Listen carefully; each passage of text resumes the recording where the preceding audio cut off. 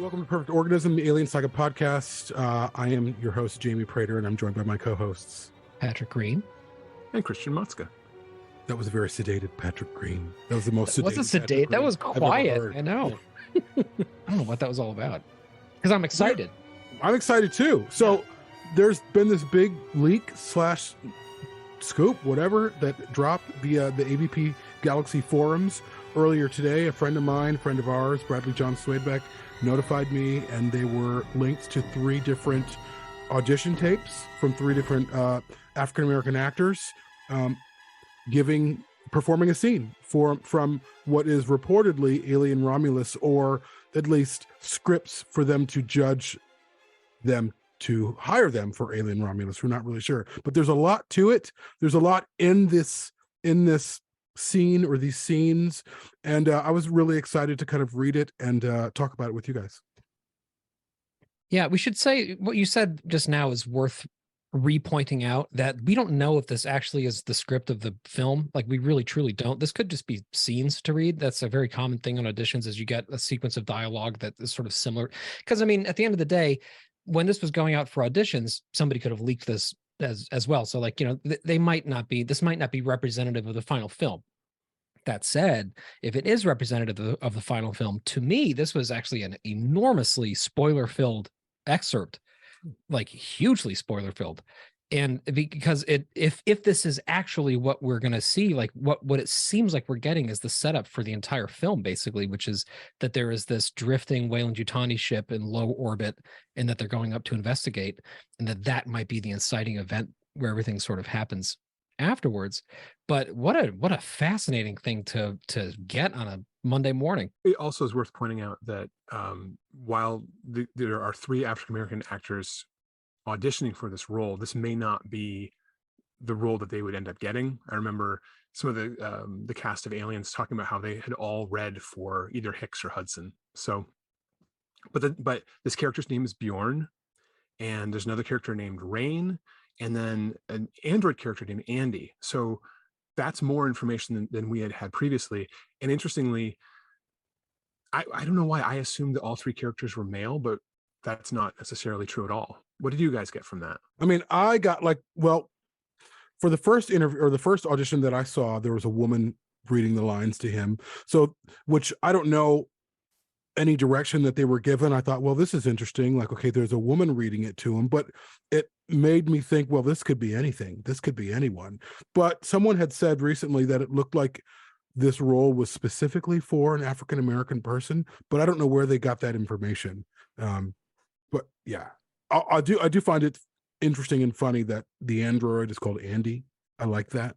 Did you like Andy's joke? It was very Raised by Wolves, which is, I saw somebody pointed that out on AVP forums as well, that it reminded me a lot of the father jokes that he keeps kind of trying out on that show, which, you know, that's one of those things that could be corny in a way that's distracting, or it could work. It depends. I'm sure Michael Fassbender delivering a joke like that would do an amazing job of making it feel sort of like we were talking about on Shoulder of Orion yesterday.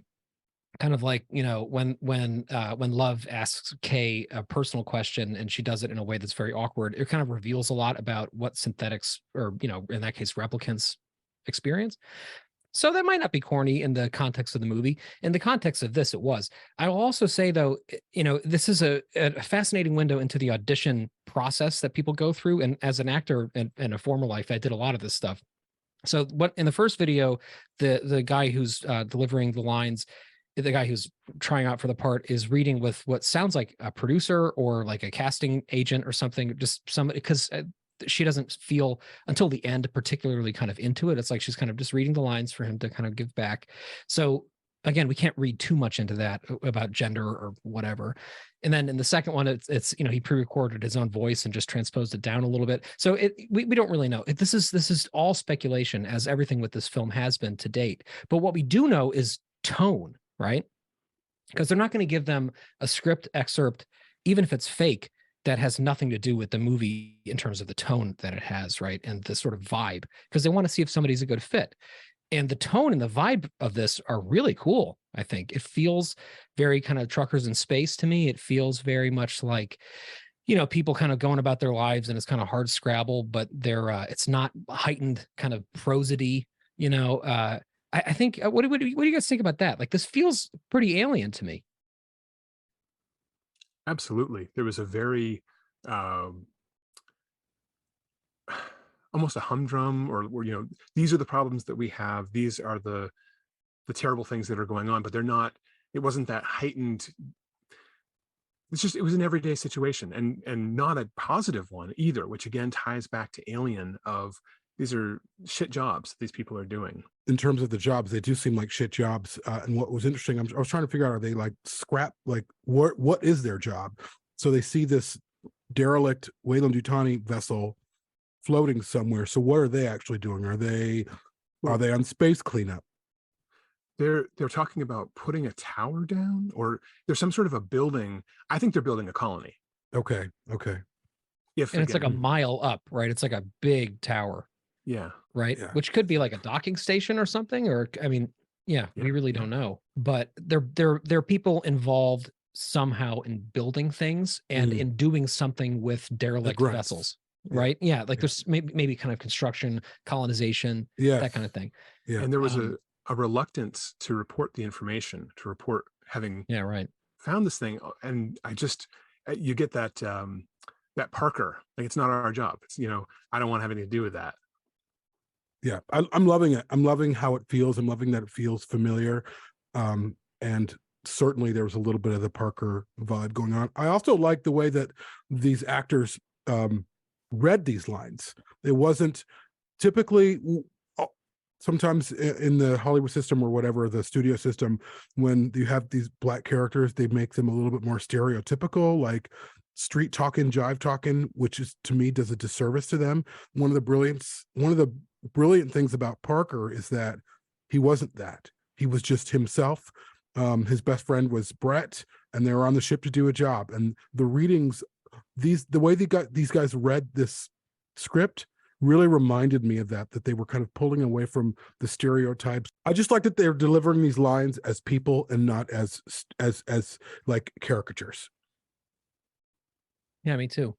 There's other clues in this as well. And again, we don't know if this is the shooting script, so take everything with a grain of salt.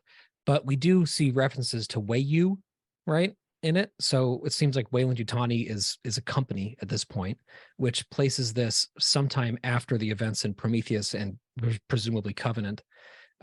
So like that's an early clue there, because the companies had merged, and because this is, they've been around long enough to have derelict technology floating around, right? To be known and to be abbreviated. That's the other thing too. The fact that they refer to it, with this kind of shorthand, is, I think, evidence that like people kind of know what Weyland-Yutani is. It's like, saying Mickey D's instead of McDonald's, right? So everybody kind of knows what Wayu is. So that's another little clue, I think, into this world and into when it takes place. This also, it's worth, and I think this also, I feel like I'm stealing a lot from the AVP Galaxy forum on this, because I think I read this there too.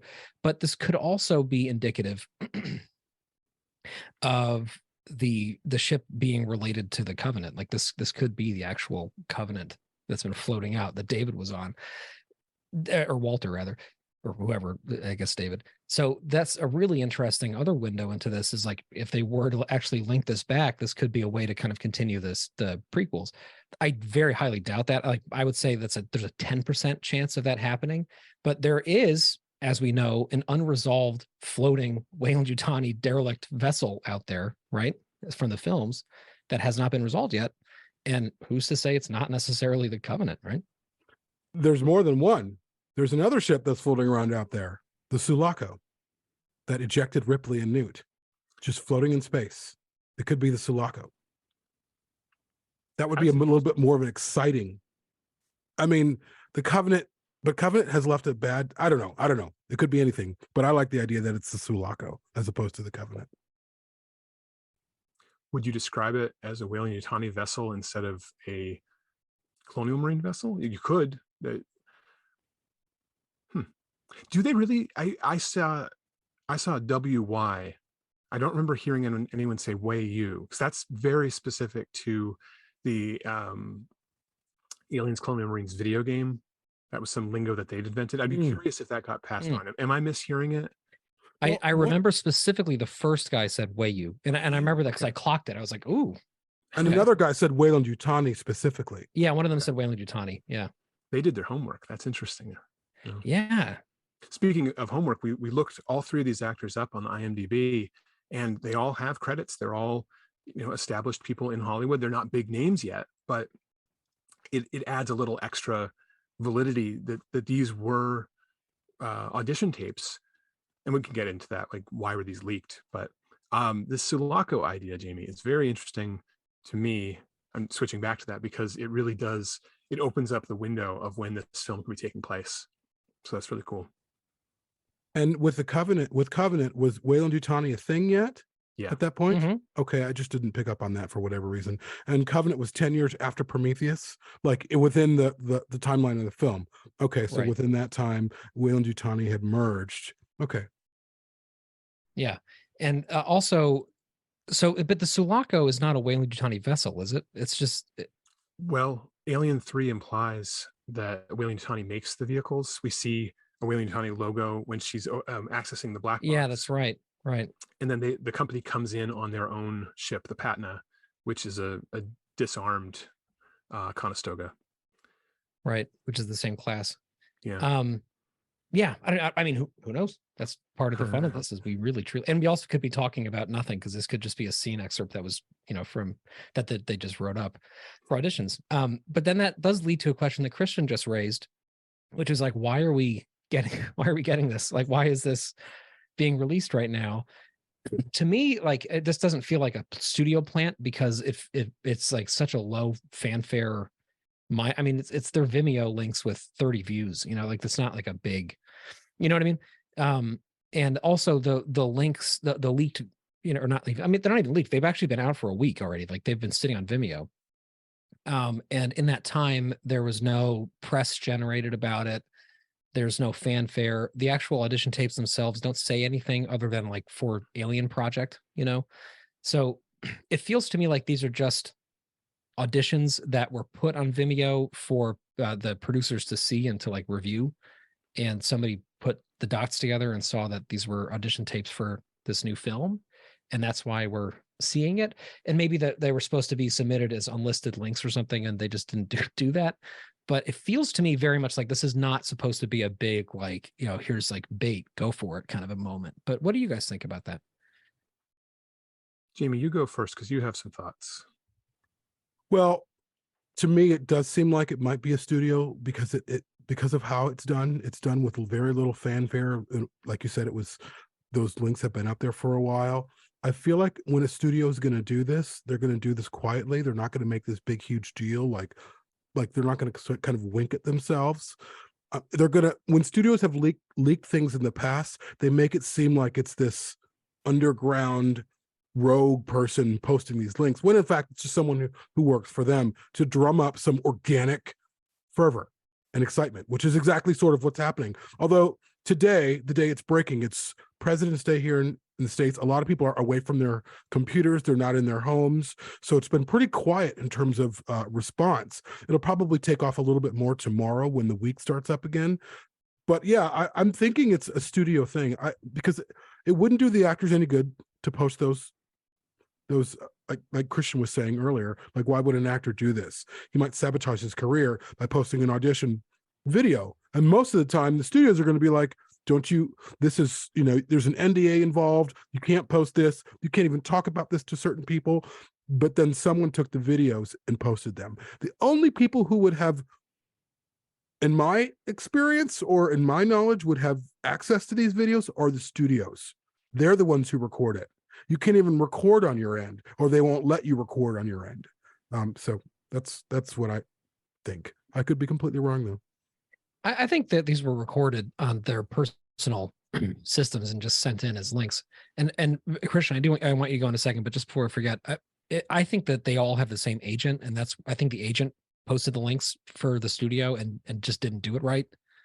Personally, I don't know. Christian, what do you think? Well, one of the three gentlemen says who represents him. I can't remember if the other two do. I'm sort of split between the two, because I don't understand how three different people, unless what Patrick just said is true, that if they had the same agent and the agent messed it up, I think it would be a career limiting choice for an actor to release this, especially if there's any sensitive information in this piece of script. It just seems very weird. In the end, I guess it's just what we want to do with it. If it excites us or it makes us more intrigued, then that benefits the film regardless. There are no gigantic spoilers, I thought. It wasn't like it's the moment when the main character dies and they're rehearsing their reaction to it or something. That's a very lukewarm response because I'm not sure where to go with it. I still stand by the fact that to me, I think this is not actually the movie at all. I think if it were, there would have been action taken a week ago to get this off of Vimeo. Like I feel like Fox would have, or Disney would have, stepped on this thing already. I think this is just audition sides that are being sent in on a script that you can choose from. And I think these three people might share representation, and that's sort of what happened here. And I think I wouldn't be surprised if these are gone within 2 days. But I think if they're not gone, in my opinion, lends further credence to the idea that this is just random dialogue that feels like the movie, and that's it's not actually the film. Because again, to me that those are big spoilers in there, because we didn't even have any idea how this was taking place, if there was going to be another beacon that they were going after. Like, we didn't know anything about it. Less than we know about the Hawley series. The Hawley series, we already have concept art. We have this idea of corporations and AI. Like, we know a lot about that series already, but this Romulus, or whatever it's going to be called, has really been a closed system. And but now, if this is real, like, we do know why it seems there's an inciting event. We do know that the android character dies in this inciting event, or gets shot at least. So, if this is the actual movie, when we see the movie, we're going to know what's going to happen to that android character. We're also going to know that if they're going to go up in this ship, somebody's going to get in the way of this Bjorn character, and Bjorn's going to react by shooting the android. So, you know what I'm saying? It's just, it's not like that's the end of the world. It's not like, Darth Vader and Empire Strikes Back or something, but it's a spoiler, I think, if it's real. It could be. Here's, with callbacks, again, I just always have to say that I'm not an expert on anything, but I know how some callbacks work sometimes, which is they give you a kind of a bland script, a bland read, and you read it, and based off of hundreds of other people reading it, they call you back. And when they call you back, it means they're interested. And then when in that process, sometimes they give you a script from the project they're actually working on. So I think that this is possibly real from the movie itself. For them to have that much to work with tells me that these are callback auditions, that they're like, okay, we liked what we saw, we're going to give you something a little bit more familiar. What do you know? And so maybe they researched the Alien series. I don't really know, but I do feel like it's the real deal. But if at the same time, I don't feel like they're spoilery. Like, all we know is there are these guys working on this thing, and they see a ship. That's kind of the setup. That's the setup for the movie, perhaps. But that's it. That's all we know. And then I think that there's later on, has something on their face. I think there's a moment where there's a face hugger or something like that. They're not clear, but that is definitely the implication. I agree with Patrick.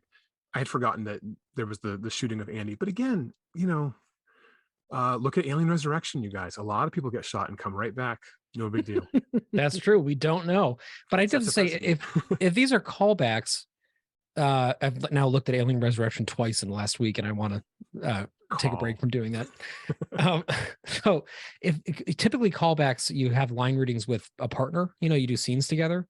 And that is usually, I don't know about post-COVID, because I haven't acted in anything in a long time, but pre-COVID, you would always go there to do that. Like, you would be reading it with somebody who was already cast a lot of the time, or with somebody else who was kind of a finalist for something.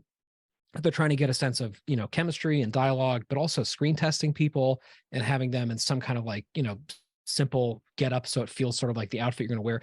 But this really, you can even see, I think in the second tape, he has a kind of a walk around in his kitchen or his living room. This is just people sitting at home with a camcorder.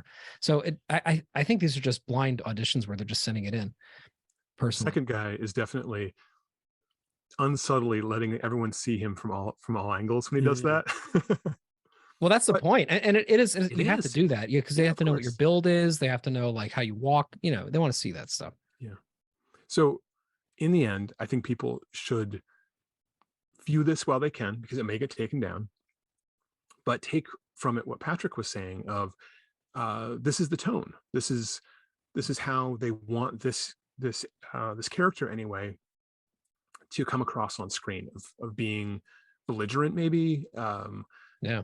You know, things are not good. The details that we have from the script show that it's not a good situation. And that's perfect for Alien. That's the point. We're moving away from the starry-eyed optimistic scientists and back to more of the core characters.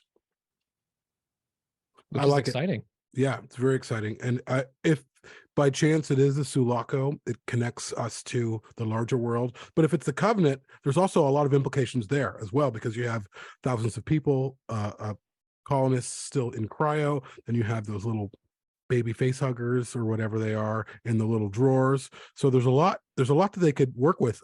But it also really feels, in terms of the texture of the dialogue and the scene, it feels like Alien. It feels gritty. It feels dirty. The people, even the dialogue feels like the dialogue of real people, which I think is a nice breath of fresh air, because at the end of the day, at least for me, I know Alien is a lot of different things for a lot of different people, but I also feel like the films themselves, it's not just a film about, Ripley battling the alien. It's a film about, or films about us dealing with our own humanity in the darkest times. And it's not really about claustrophobia. It's not really even about the creature. Those things are representative of larger things, of larger issues in our lives that we have to deal with.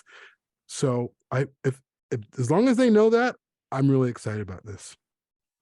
And you're both absolutely right that even if this is just random dialogue that has nothing to do with the real movie, we know one thing for sure, which is the tone that they are going for. And that in itself is a big revelation today. So even if we discount everything that happened, we know something about what this is going to feel like. And what it's going to feel like feels very authentic to me. And I think that's an exciting thing to learn. So very cool. Agreed.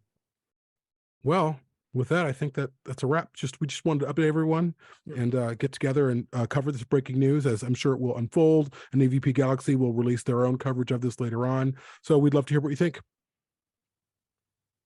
Bye, everybody. Bye. Bye-bye.